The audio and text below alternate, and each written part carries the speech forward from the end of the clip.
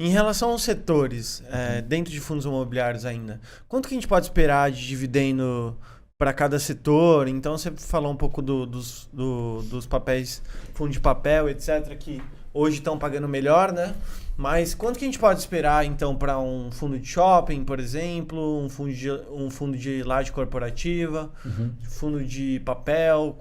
Como que hoje a gente pode esperar a rentabilidade dentro desses setores? Lembrando, com base nas informações que a gente tem hoje aqui, eu acho que um fundo de papel, pelas condições de projeção de inflação, entre 12% e 15% me parece razoável. Agora, quando a gente olha para os setores, temos que ter outro cuidado. Porque nós não temos tantos setores assim. A gente até tem, mas tem setores que não tem quase nenhuma representatividade. E liquidez, né? Principalmente liquidez. Então, falar que, olha, um hospital, não sei mais o que, tem chance de pagar 11%. É um mercado de 0, nada. Então, assim, nós não temos nem mercado para ele, tá? Onde eu quero chegar com isso. Então, vamos falar dos principais, que eu acho que a gente cumpre um papel melhor aqui para todo mundo que nos acompanha. Eu acho que o setor de renda urbana tem tudo para manter aí um rendimento mais próximo de 10, até um pouquinho mais. Tá? Renda urbana seria? Renda urbana é quem está escolas, supermercados, atacarejos, clínicas de diagnóstico, são os imóveis urbanos propriamente dito, né? Então, faculdades, então esse nicho, ele consegue entregar um valor agregado interessante porque ele também consegue reciclar a carteira com mais facilidade. Legal. Então, ele é mais flexível com relação a isso, tá? Renda urbana. Quando você vem para shopping, nós temos um gatilho muito importante ainda, que o shopping continua... Vou falar um termo bonito aqui para aparecer. Eu falo que a gente tem que falar um termo bonito. A gente é feio, então a gente tem que falar um termo bonito para parecer bonito, né? Ele ainda está num ramp-up, né? Ou seja, o fundo de shopping, a gente falou disso há um ano atrás, que os fundos de shopping iriam se recuperar. Eles se recuperaram melhor do que a gente imaginava e ainda acho que tem mais um ramp-upzinho para percorrer. Eu acho que ele ainda está melhorando. Então, eu acho que fundo de shopping acaba entregando também um yield de 9,5, indo para 10 em alguns casos. Entre 9 e 10 é um bom número, tá?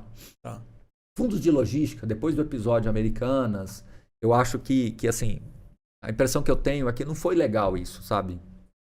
O logístico sentiu muito depois do episódio Americanas. Não pela Americanas em si. Tinha algumas exposições, tem alguns fundos com mais ou menos exposições, ok. Mas é porque parece que expôs uma fraqueza de alguns players de comércio eletrônico que estavam muito comprados na ideia.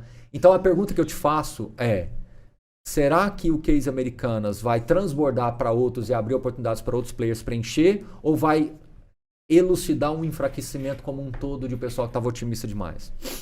Vai ser uma grande neblina hoje, né, na verdade. O que vai acontecer com esse caso e como é que ele vai se desdobrar, né? Então, mas a grande pergunta que eu te faço é, ela enfraquecendo, os outros players vão pegar o espaço dela e aí preenchê-lo e demandar mais esse espaço, continuar nessa rota de crescimento que a gente estava vindo, ou vai elucidar que os outros também estão fracos? É uma boa pergunta. É uma boa pergunta, eu não sei a resposta. Entendeu? E aí, então o logístico hoje é um call de 9% ao ano, 8,5%, 9%, beleza, mas ok. Quando a gente vem para lajes corporativas, laje corporativa sempre foi muito importante na indústria de fundos imobiliários. Ele chegou a ser 70% do mercado e hoje é 7 para 8. Por quê? Porque o negócio laje corporativa é um negócio complicado. Porque você olha a região primária de São Paulo, que é Itaim, Triple A ali, tudo, Vila Olímpia, aquela coisa toda, aquele mercado é muito arbitrado.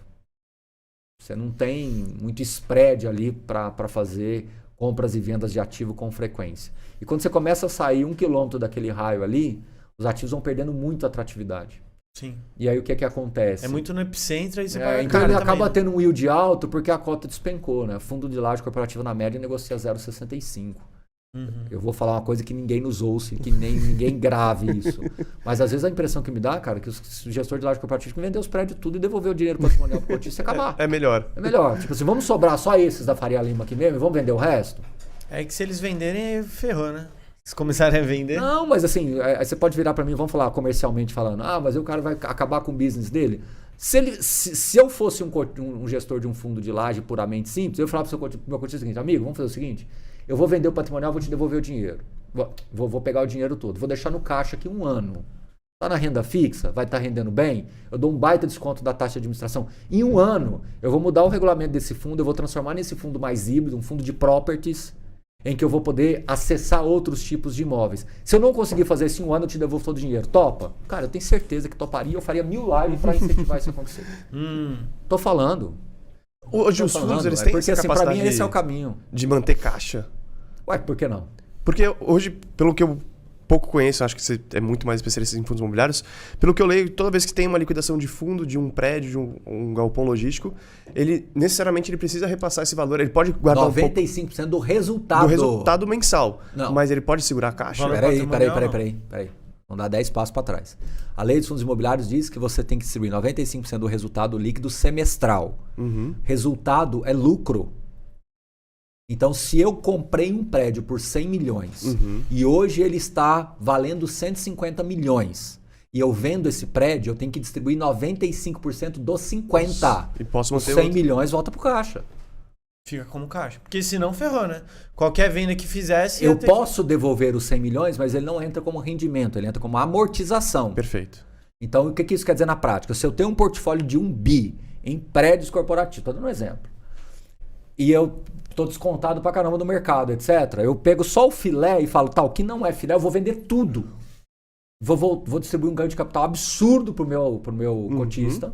Vou voltar esse dinheiro todo pro caixa. Vou chamar uma assembleia. Vai ser difícil isso, mas eu ajudo a fazer. Sério.